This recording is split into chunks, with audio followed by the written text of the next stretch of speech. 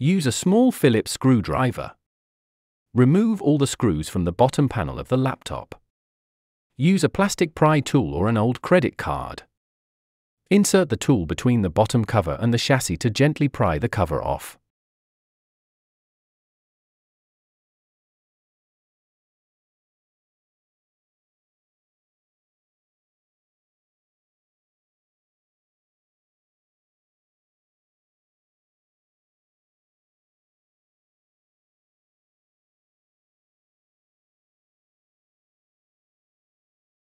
Remove the battery from the laptop. Plug the power adapter back into the laptop. Turn the laptop on. If it powers on successfully, shut it down.